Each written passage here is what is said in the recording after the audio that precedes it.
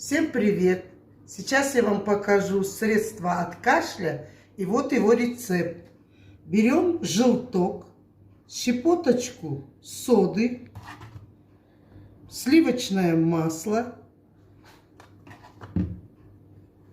ложку меда и молоко. Молоко желательно взять домашнее, теплое. Перемешиваем. И обязательно нужно выпить на ночь. И кашель у вас пройдет за один день.